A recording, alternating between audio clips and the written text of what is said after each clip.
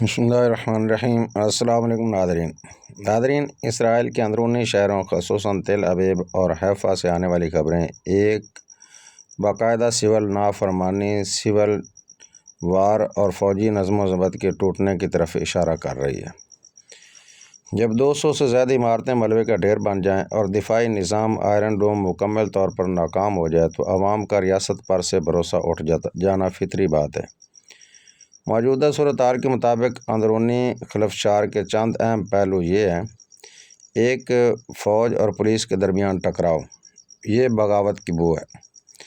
اسرائیلی media اور social media پر ایسی اطلاعات ہیں کہ ریزرو فورسز کے کئی اہلکاروں کی جھڑپ ہوئی ہے ان کی فوجوں کے ساتھ، اور کئی ریزرو اہلکاروں نے اپنی ڈیوٹی دینے سے انکار کر دیا۔ ان کا موقف ہے کہ جب قیادت یعنی نیتن یاہو اور صدر خود غائب ہیں تو وہ اپنی جانیں کیوں داؤ پر لگائیں۔ پولیس کا تشدد، تل ابیب کے گلیوں، شہروں اور پولیس کے درمیان جھڑپیں ہوئی ہیں۔ لوگ بنکرز میں سہولیات کی کمی اور حکومت کی خاموشی پر احتجاج کر رہے ہیں۔ ناظرین، اسرائیل میں پناہ گزینوں کا بحران وہ بڑھتا جا رہا ہے۔ شمال سے مرکز تک حزب اللہ کے حملوں کی وجہ سے پہلے ہی لاکھوں اسرائیلی شمالی علاقوں سے نقل مکانی کر چکے تھے۔ اب تل ابیب میں 200 عمارتوں کی تباہی کے بعد اسرائیل کے محفوظ سمجھے جانے والی وسطی علاقوں میں بھی پناہ گزینوں کا سیلاب آ گیا ہے، جس نے مقامی انتظامیہ کو مفلوج کر دیا ہے۔ اور بنکرز میں نفسیاتی جنگ ایسے وقت میں شروع ہوئی جب سپاہ پاسداران انقلاب نے اعلان کیا کہ تل ابیب کے لوگ شہر خالی کر کے سائیڈ پہ ہو جائیں، ہم نے اس شہر پہ بمبنگ کرنی ہے۔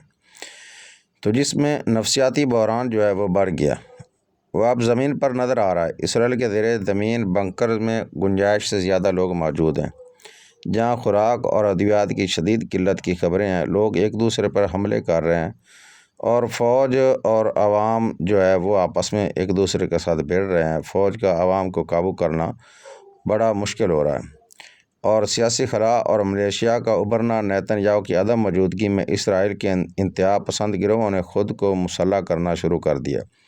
یہ گروہ حکومت کے بجائے اپنی سطح پر فیصلے لے رہے ہیں جو اسرائیل کو ایک داخلی خانہ جنگی سول وار کی طرف دھکیل سکتا ہے۔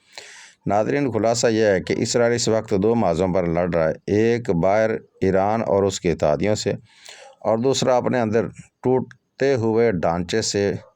فرانس اور دیگر اتحادیوں کا پیچھے ہٹنا اسرائیلی عوام کے لیے آخری دھچکا ثابت ہوا ہے۔ ناظرین، یہ تھی اب تک کی اسرائیل کے حوالے سے اطلاعات کہ اسرائیل میں وہ بھی عوام وہ ٹوٹ پھوٹ کا شکار ہے۔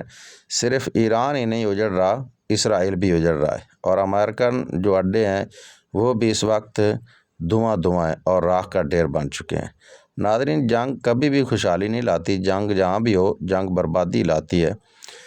دعائیں کرتے رہیے مظلوموں کے لیے، اور دعائیں کرتے رہیے فلسطینیوں کے لیے۔ اللہ تعالیٰ فلسطینیوں کو جلد انصاف فراہم کرے اور فلسطینی کے قاتلوں کو کیفر کردار تک پہنچائے۔ دعا میں یاد رکھیے۔ السلام علیکم ورحمۃ اللہ۔